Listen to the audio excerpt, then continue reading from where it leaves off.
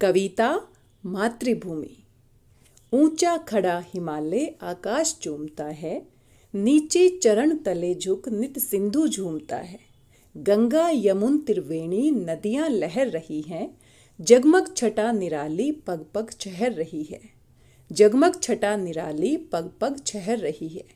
वह पुण्य भूमि मेरी, वह स्वर्ण भूमि मेरी, वह जन्म भूमि मेरी, वह मातृभूमि मेरी।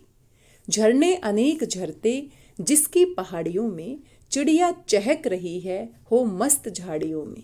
अमरैया घनी है, कोयल पुकारती है, बहती मलय पवन है, तन मन संवारती है। वह धर्म भूमि मेरी, वह कर्म भूमि मेरी, वह जन्म भूमि मेरी, वह मातृभूमि मेरी।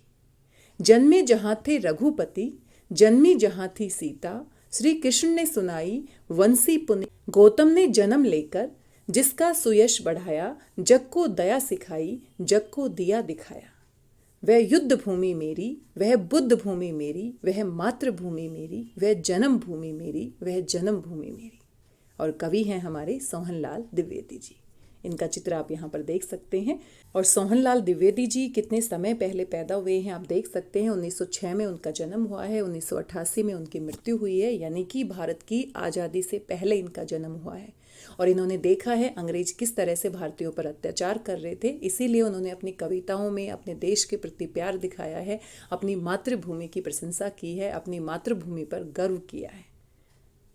भारत के गौरव का गान इन्होंने किया है और अपनी बहुत सारी कविताएं उन्होंने लिखी हैं, जिसमें से बढ़े चलो कविता आपने सुनी होगी।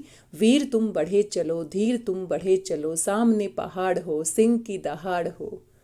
ये जो कविता है बहुत ही मोटिवेशनल कविता है, प्रेरणादायक कविता है और कोशिश करने वालों की कभी हार नहीं होती। ये मेरी सबसे प्रिय कविता है। वीर तुम बढ़े चलो ये भी मेरी सबसे प्रिय कविता है। बचपन में हमने पढ़ी थी, आज तक मुझे याद है। तो बहुत ही प्रसिद्ध हिंदी के कवियों में से नाम है किनका? सोहनलाल द्विवेदी जी का। आज की इस वीडियो में बस इतना ही। इस पूरी कविता की हम व्याख्या को समझेंगे, इनके प्रश्न उत्तर हम समझेंगे। तो अगले वीडियो में हम इस कविता की व्याख्या को विस्तार से समझेंगे कि कविता में क्या बताया गया है।